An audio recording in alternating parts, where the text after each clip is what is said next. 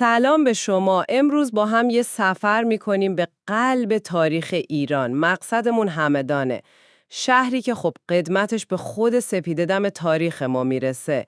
میخوایم یه نگاه عمیق‌تر بندازیم به منابعی که جمع‌آوری شده تا تاریخ و فرهنگ و جاذبه‌های این شهر کهن، یعنی همون حکمتانه باستانی براتون روشن‌تر بشه. بله، هدفمون اینه که شما شنونده عزیز تو کمترین زمان با مهمترین جنبه‌های همدان آشنا بشید. یه عصاره‌ای از دانش و دیدنی‌هاش. از تپه باستانی حکمتانه که خب همین تازگی‌ها جهانی شد تا آرامگاه بوعلی سینا که دیگه نماد اندیشه تو این شهره و البته طبیعت و سوغاتی‌های خاصش. عالیه. خب پس از کجا بهتر از خود حکمتانه شروع کنیم؟ همون پایتخت مادها که میگن دیاکو بنیانگذارش بوده. بعدم که پایتخت تابستونی اخامنشی‌ها شد، درسته؟ دقیقاً. پایتخت تابستونی مهمی بوده و جالبه که اهمیتش فقط مال گذشته نیست. همین ثبت جهانی یونسکو تو سال 2024 نشون میده چقدر این محوطه هنوز زنده و مهمه. آره، واقعا خبر خوبی بود ثبت جهانی شدنش. و کاوش‌ها اونجا خب خیلی چیزای جالبی رو نشون داده. یه شبکه شهری خیلی منظم با سیستم آبرسانی پیشرفته برای زمان خودش. حتی واحدهای ساختمونی خیلی حساب شده با حیاط مرکزی، یعنی نشون دهنده یه سطح بالای برنامه‌ریزی شهریه. یافته‌هاش هم که دیگه حیرت انگیزه. الواح زرین و سیمین مهمی اونجا پیدا شده، مال پادشاهان هخامنشی مثل داریوش و اردشیر، پای ستونهای سنگی، کلی ظرف و جام طلا و نقره. یه گنجینه واقعی. همینطوره. یه گنجینه تمام عیار. خب حالا از این مرکز قدرت باستانی بریم سراغ نماد دانش و حکمت شهر. آرامگاه بوعلی سینا. این بنا فقط یه مقبره ساده نیست، یه اثر ملی برجسته است، یه شاهکار معماریه. درست وسط میدون اصلی شهر. بله، طراحی هوشنگ سیهون که میگن از برج گنبد قابوس الهام گرفته، خیلی هوشمندانه است. یعنی هم معماری ایران باستان رو داره، هم دوران اسلامی. آها، تلفیق این دو دوره است. جالبه بدونید بنای فعلی مال دوره پهلوی دومه.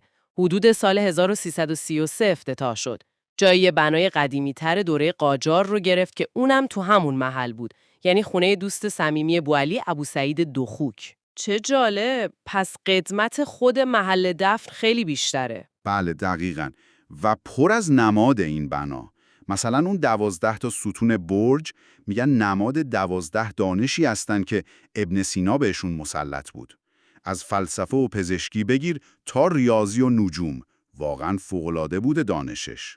12 تا دانش. عجب. و اون 10 تا ستون ایوان هم به مناسبت 1000مین سال بوعلی ساختن، نماد 10 قرن بعد از بوعلی. داخل آرامگاه هم دیدنیه.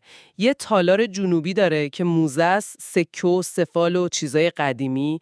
یه تالار شمالی هم هست که کتابخونه است.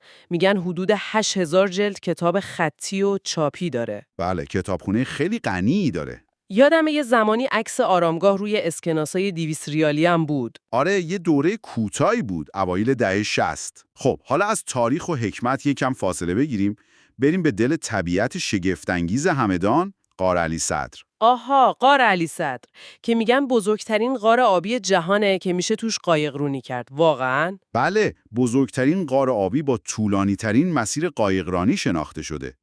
نزدیک روستای علی صدر تو شهرستان کبودرآهنگه. فکر کن سنگاش مال دوره ژوراسیکه، یعنی 100 و خورده میلیون سال پیش.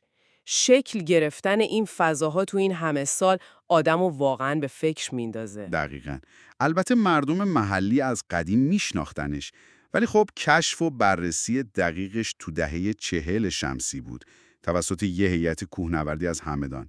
بعداً حدود سال 55 برای بازدید عمومی باز شد. و الان یکی از جاذبه‌های اصلیه. همینطوره.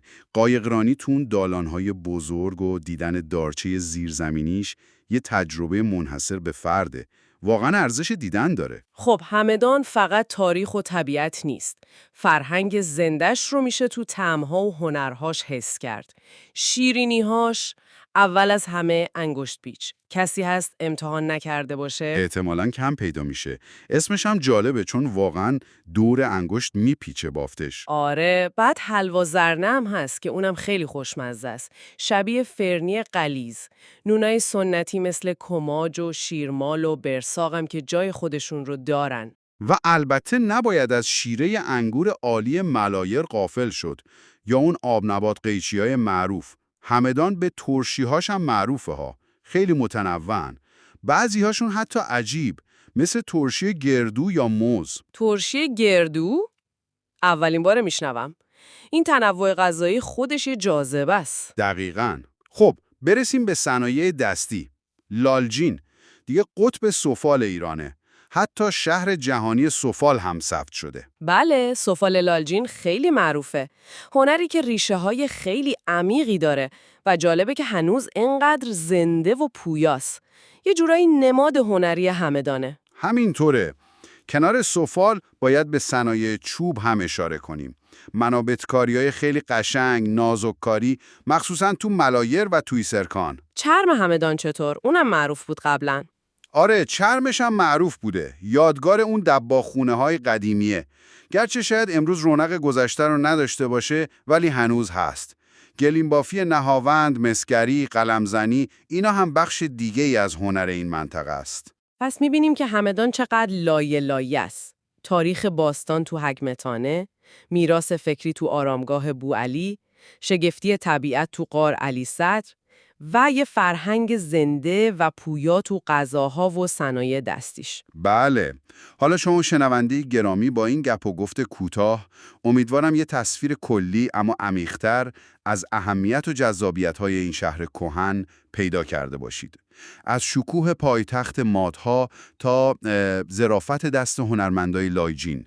و به عنوان یه نکته پایانی برای فکر کردن، وقتی به شهری مثل همدان نگاه می‌کنیم که تاریخ چند هزار ساله از مادها تا امروز لایه به لایه توش نشسته، این سوال پیش میاد.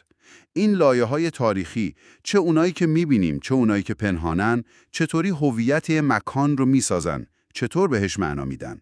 و شاید بشه این سوال رو به محل زندگی خودتونم تعمیم داد. تو کوچه و خیابان‌های اطراف شما چه داستان‌ها و تاریخ‌هایی نهفته که منتظرن کشف بشن؟